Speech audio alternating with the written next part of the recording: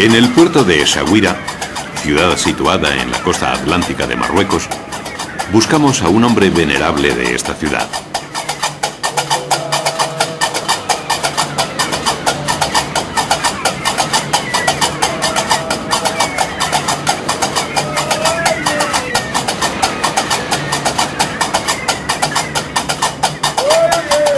Boubakr Ghania es un maestro de música nahua.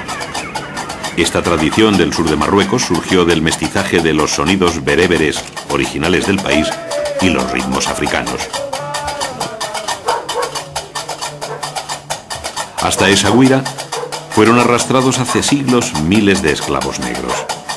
Estos esclavos acabaron aceptando el Islam, pero conservaron algunas de sus creencias animistas.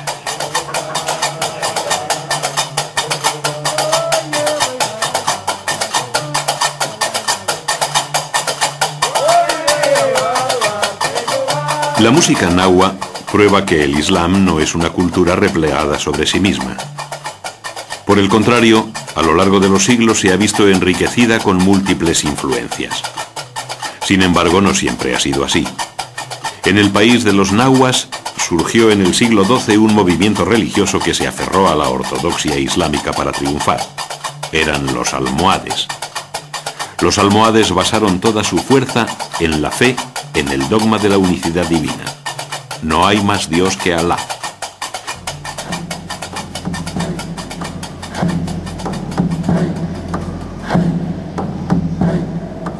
Estamos en Tin Mel, un rincón perdido en el Atlas.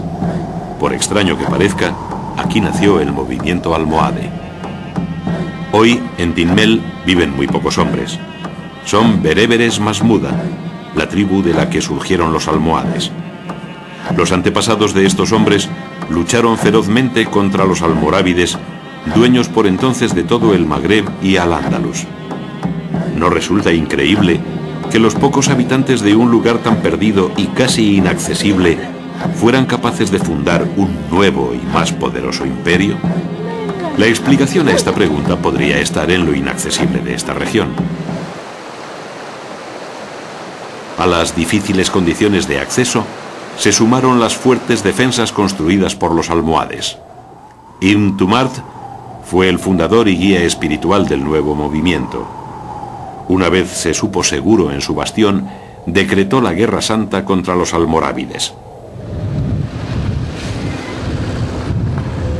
Tin Mel se encuentra situada junto a un puerto clave para las comunicaciones de la región. Los almohades comprendieron la privilegiada posición que ocupaban y la convirtieron en un arma eficaz contra los almorávides.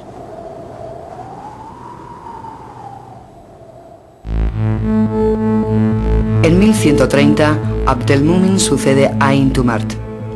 El nuevo gobernante se autoproclama califa. Con ello une a su poder político y militar una autoridad religiosa indiscutible. Como príncipe de los creyentes, goza ya de la autoridad moral necesaria para derrocar a los almorávides. Tras unos años de guerra de guerrillas en las montañas, en 1140 los almohades se deciden a salir a campo abierto. Conquistan el norte de Marruecos y la región argelina de Orán, pero no consiguen tomar Marrakech, la capital almorávide. En Al-Ándalus se limitan a entrar en Sevilla. Numerosas ciudades andalusíes, como Murcia, aprovechan para rebelarse contra los almorávides y alcanzar la independencia. La salida de los almorávides de Al-Ándalus propició el nacimiento de una serie de reinos independientes llamados segundas taifas. El principal de ellos tenía su capital en Murcia. Al frente de ese reino estaba Ibn Mardanis. La fértil huerta de Murcia proporcionó abundante alimento a sus ejércitos que se adueñaron de todo el Levante. En plena huerta erigió Ibn Mardanis un palacio de recreo del que hoy apenas quedan algunos cimientos. Frente a él levantó un castillo, una atalaya muy difícil de conquistar. La atalaya fue construida de una forma bastante peculiar. Sus esquinas en ángulo están ideadas para dificultar posibles agresiones. Ibn Mardanis se convirtió en el símbolo de la independencia de Al-Ándalus. Combatió primero contra los almorávides y con ello ganó gran prestigio. Más tarde, no dudaría en enfrentarse también a los almohades.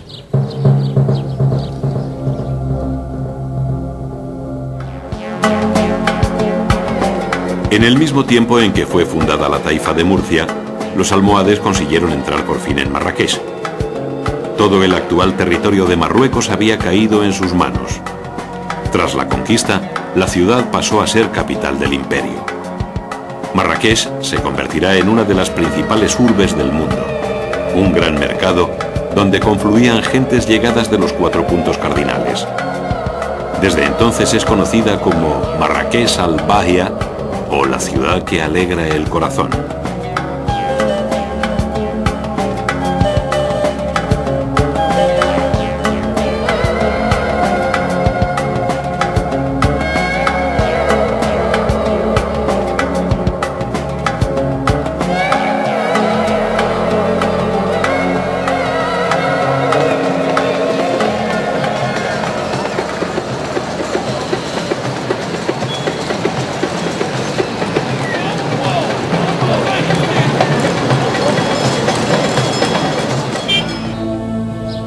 En los años siguientes, la ciudad iba a experimentar un gran desarrollo, en algunos aspectos comparable al que tuvo la Córdoba califal.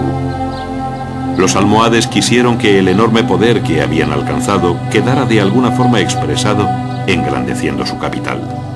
Por esta razón, iniciaron una intensa labor de urbanización en esta ciudad.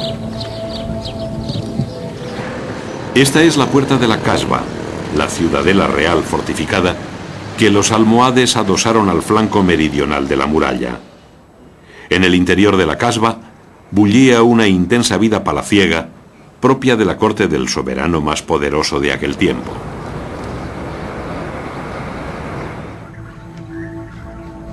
La urbanización de la ciudad imperial no hubiera sido posible sin un buen sistema de abastecimiento de agua.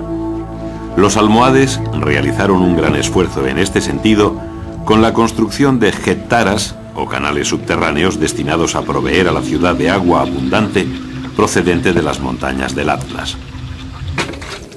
Hoy como entonces, la llanura de Marrakech sigue siendo una tierra árida en donde el agua de las jettaras resulta un preciado tesoro. Aún hoy, abastece a los jardines del Agdal, una gran zona ajardinada construida por los almohades cerca de la Kasba. Por entonces estos jardines no se limitaban a ser un lugar de recreo. De su inmenso huerto salían alimentos que abastecían a la corte. El jardín de la Menara es también fruto del crecimiento urbanístico experimentado por Marrakech en época almohade. Posee un bello pabellón situado junto a un estanque.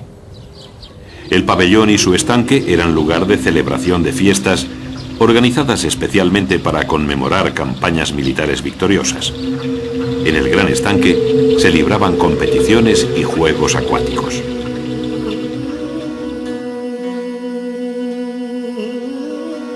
Los almohades también construyeron el símbolo indiscutible de Marrakech.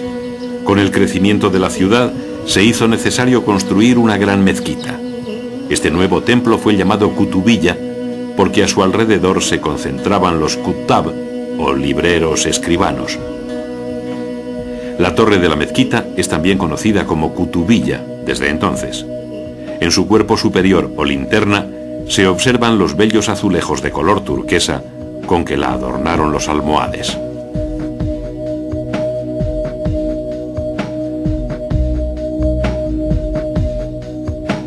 Las salas de oraciones y el patio fueron construidas con dimensiones excepcionales para la época.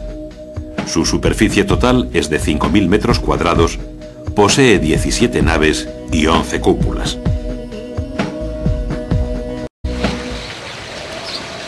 A mediados del siglo XII, apenas 6 años después de la conquista de Marrakech, el califa Abdelmúmin decidió visitar Tinmel.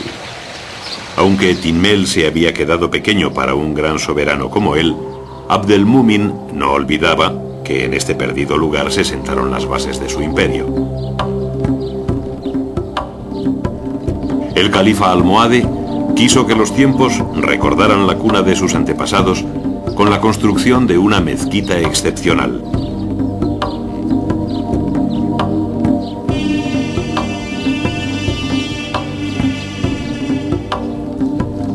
Este es el mihrab, que marca la dirección a la Meca. Sobre él se eleva una bella cúpula adornada con mocárabes. Es este uno de los primeros ejemplos de cúpula que usa este recurso, que fue muy utilizado en Marruecos y en Al-Ándalus en los siglos siguientes. Con el paso del tiempo, la mezquita dejó de servir como lugar de oración, fue abandonada y cayó en ruinas. Una oportuna restauración realizada en 1992, con la colaboración de las autoridades españolas, ha conseguido recuperar parte del primitivo aspecto de este lugar.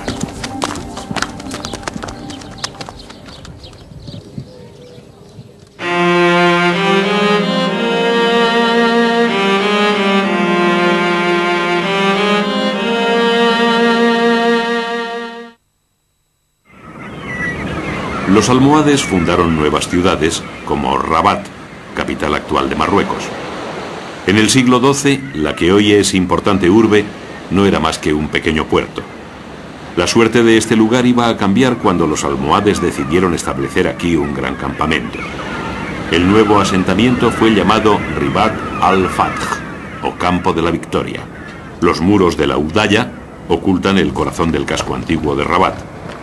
Si penetramos por una de sus puertas, estaremos caminando por el mismo lugar donde en 1163 el califa Abdelmúmin reunió a sus ejércitos. Donde hoy juegan niños, entonces se entrenaban unos 300.000 hombres ansiosos de entrar en combate. Las últimas luchas los llevaron a conquistar Túnez y parte de Libia.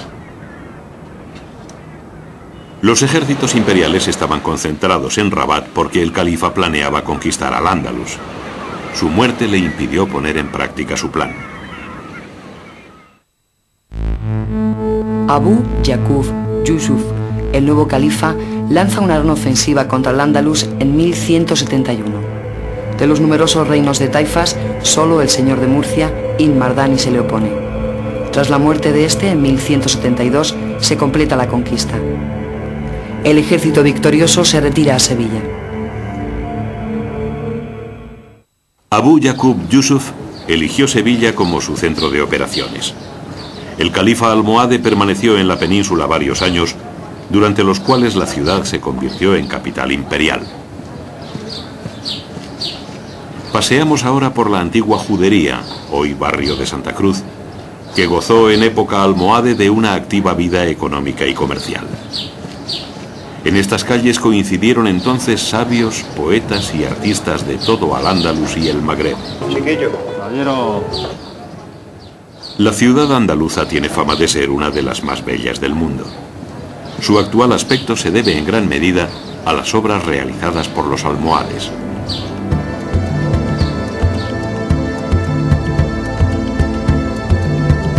Para conocer de cerca la mayor realización que dejaron los almohades en Al-Ándalus, nos acercaremos a la Catedral Sevillana. La torre formó parte de una gran mezquita iniciada por Abu Yaqub al año de su llegada y terminada 12 años más tarde. Cuando los cristianos conquistaron Sevilla, la mayor parte del templo musulmán fue destruido, pero la Giralda se salvó. Lo más característico de la Giralda son sus paños decorativos. En esta ornamentación se mezclan las influencias traídas por los almohades desde el norte de África con la rica herencia andalusí.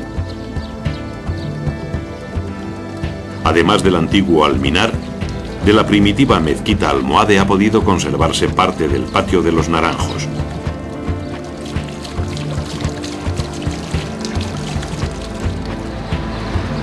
Abu Yaqub Yusuf mandó también reformar un antiguo acueducto romano, del cual se conservan los llamados caños de Carmona.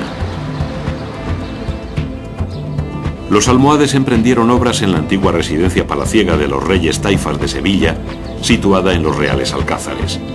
La intervención almohade se centró en el llamado Patio de los Yesos. En sus arquerías, la malla decorativa en forma de sebcas, similar a la de la Giralda, no deja lugar a dudas de que se trata de una obra almohade. La Torre del Oro también fue construida por los almohades. Este bello torreón tenía como misión específica defender el puerto fluvial.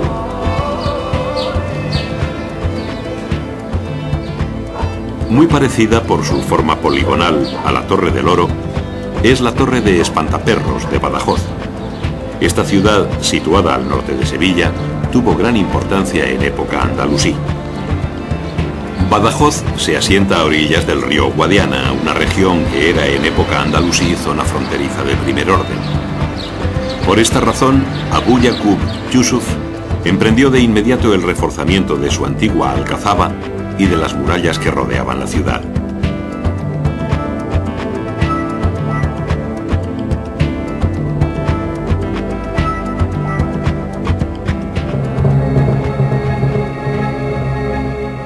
La magnitud de la labor constructiva almohade no hubiera sido posible sin una buena base económica. Las conquistas permitieron el control de las rutas del oro procedente del Sudán. Las cecas, o fábricas de moneda de la época, comenzaron a emitir dinares con un peso doble al habitual. La variación de peso del dinar almohade acabó afectando a la moneda de oro cristiana, que también duplicó su valor. Por ese motivo, pasó a denominarse dobla. El esplendor material se ve acompañado por un auge cultural y científico sin precedentes. Al-Ándalus ve nacer en este tiempo importantes personalidades como Ibn Rushd, el famoso Averroes. Nacido en Córdoba, es considerado un filósofo universal por haber dado a conocer a Aristóteles. Mosé ben Maimón, llamado Maimónides, también nació en Córdoba y como Averroes era considerado un gran filósofo, aunque destacó sobre todo como médico. Fue la personalidad más relevante entre los judíos andalusíes.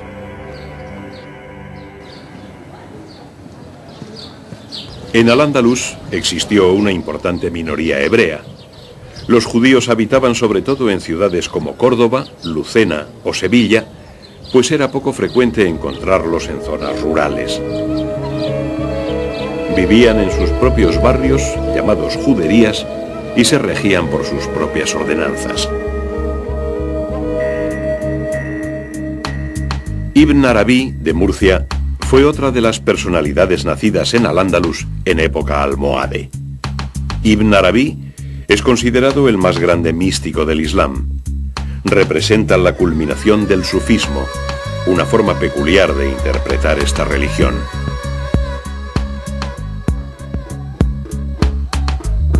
La santificación de sabios y místicos es frecuente en el mundo islámico. De Marruecos a Indonesia, toda ciudad que se precie debe tener uno o dos santuarios. Este que vemos aquí está situado en la ciudad tunecina de Nefta. Hacia ese santuario, o morabito, se dirigen en procesión los miembros de la orden religiosa de Sidi Bou Ali.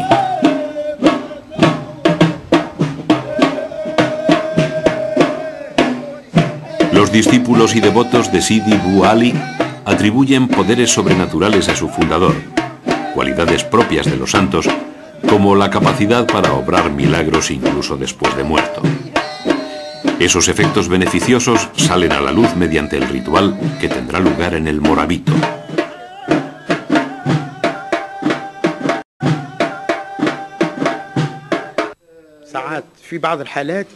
El ritual que nosotros seguimos es el ritual alawi.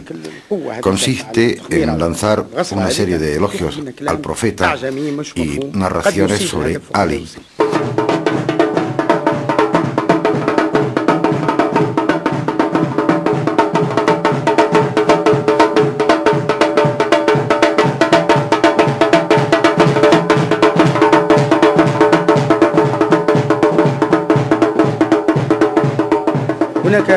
La persona que baila se deja llevar por una especie de fiebre y empieza a decir cosas que algunas veces se entienden y otras no tanto.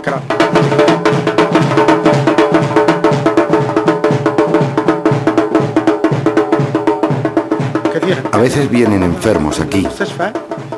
Por experiencia hemos comprobado que con nosotros mejoran. en este tema nos hemos adelantado a la ciencia.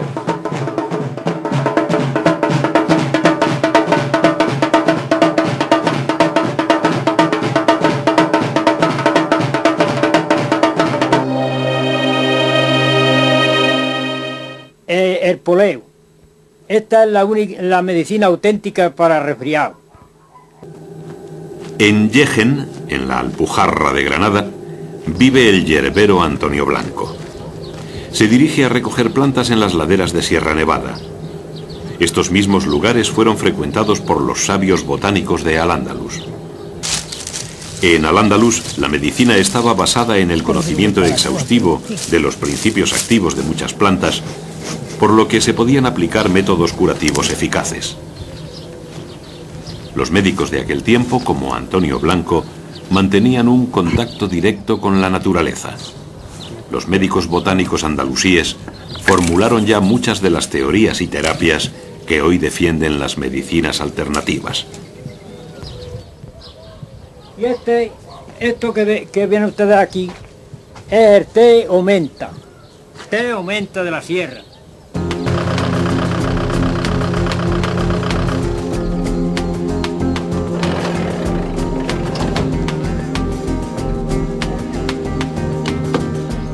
Hemos sido invitados a asistir a la recogida de rocío, que ha de llevarse a cabo siempre durante la luna de mayo. El rocío era un ingrediente fundamental en la medicina tradicional andalusí. Este antiguo método de sanación ha sido recuperado recientemente por estas personas. El nombre con el que se le denomina es espagiria. La espagiria llegó a la península ibérica con los árabes, quienes a su vez la habían conocido en Egipto. Al-Ándalus fue uno de los países musulmanes que más fervientemente acogió esta práctica.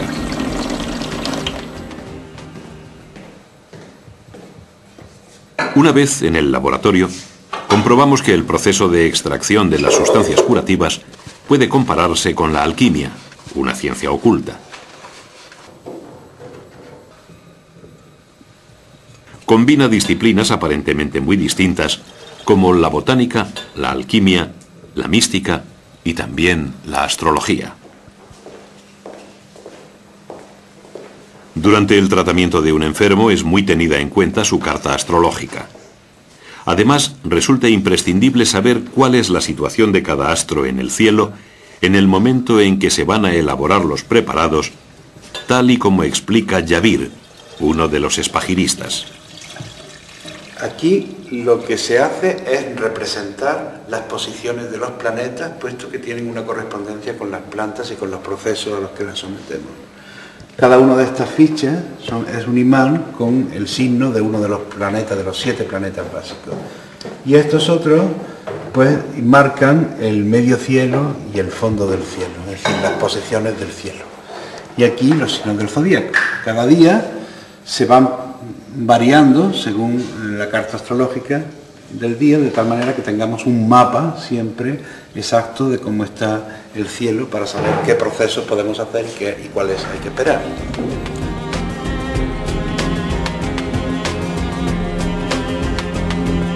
La espagiria, heredera de la medicina tradicional andalusí, aparece hoy más cercana a las prácticas de los curanderos y sus tratamientos personalizados que a la medicina convencional.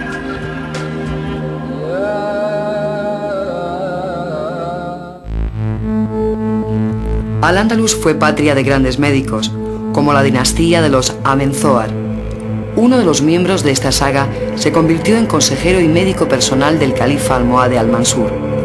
Este califa no emprendía ninguna campaña militar si en ella no le acompañaba este gran médico. En 1195, el califa al-Mansur y el rey castellano Alfonso VIII se enfrentan en Alarcos. Los almohades derrotan a los castellanos, pero los cristianos consiguen reponerse y tan solo 17 años después de ser vencidos en Alarcos, León, Castilla, Navarra y Aragón obtienen una gran victoria en las Navas de Tolosa.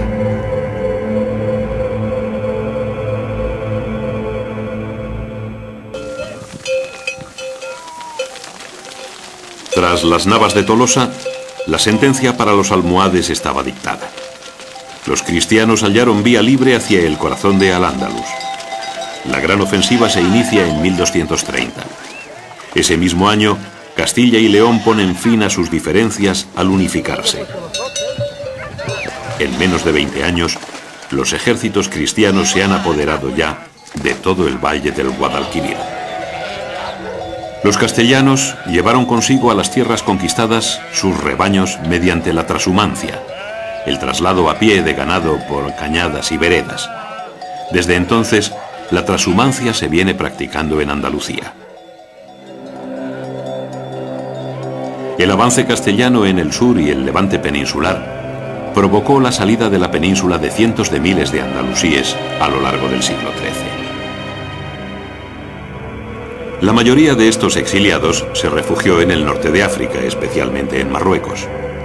Rabat fue uno de los puntos que mejor los acogió. Un decreto de 1239 ofrece a los recién llegados viviendas y tierras en Rabat para que erijan allí una ciudad acogedora y de convivencia.